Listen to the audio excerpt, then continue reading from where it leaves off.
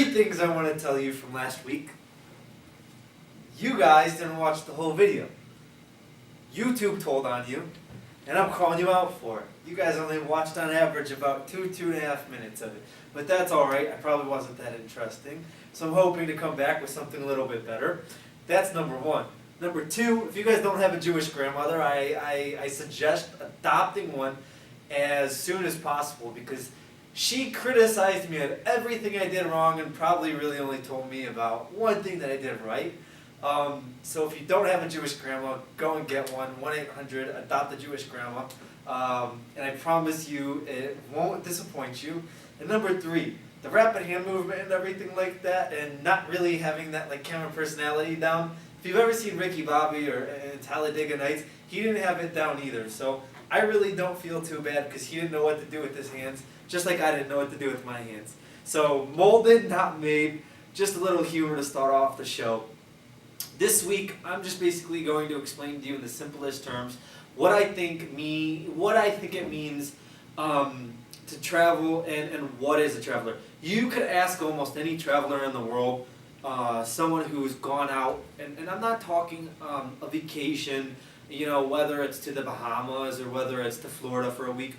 To me, a traveler is someone who actually seeks the path that's outside of the path that's laid before them. A traveler may be someone who goes out for a month and they backpack. They may live in a country. They may volunteer in a different country. They may study in a different country for a year. And they seek the most experience out of the trip that they can, rather than just going to the beaten pathway.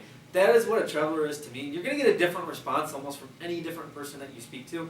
But for me, I think travelers, they're in search for something that's lost, something that they possibly never have had, or something that possibly just was stolen from them as they were growing up. As we were being told what to do, who to become, how to live, and how to think. And this is usually always coming from people who have never really gone out into the world and lived themselves, the quote-unquote real world. To them, the real world is paying bills. It's getting up, it's going to work 9 to 5. It is basically following the path that's been so beaten down before them, and now the only thing that they know is to teach that to the generations below. Unfortunately, that is not how the real world works. If you want to see what the real world is, you have to go out into it, and you have to experience it from yourself. Experience it for yourself. You know, and we search for these treasures, and sometimes you don't know what those treasures are, but they do change over the course of the journey. We're citizen ambassadors, we're peace seekers, we bridge divides in the world where governments can't. A traveler is a symbol, and the simplest way possible that I could explain it is just unity. Unity and not division. Travel, it allows you to see the world in this childlike innocence that was, stolen from you over the years, like I had said, from these people, that you've grown up, and they've never told you, what the possibilities are beyond the border that we live in. As I was growing up, I always thought, treasure was something that is just strictly material, the gold, the diamonds, the rubies, the cash.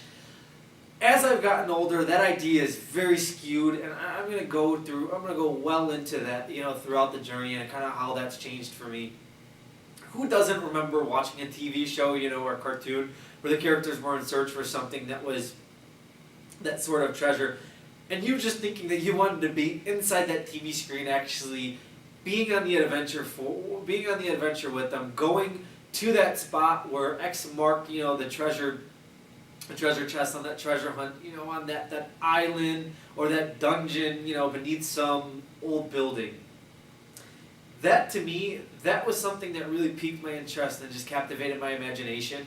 And we gave so much time to them and so much time to these people that were carrying out these adventures, because we saw a reflection of ourselves at that young age. But as we've gotten older, we've forgotten who that was, and we've forgotten that we wanted that once too in our lives, and that we can and we could go for that. But unfortunately, we don't know how to start, and we don't know where to begin. And that is what's so beautiful about travel. Travel, to me, it's just the simplest way possible. It's a way of interacting with the world and using it as a mirror to see yourself in a different light. So that is what travel is to me, and that's what travel means to me. So if you think that travel means something else, we could talk about it. You could talk to me. Give me your feedback, but I want to hear what you thought about this, because as I develop more into the show, and I'm going to lay that foundation for what that first trip was for me, it really solidified it for me, you know, allowing me to go after my dream and allowing me to think big.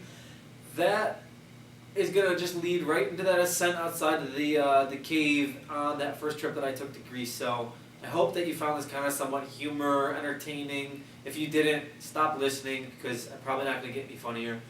Thank you very much.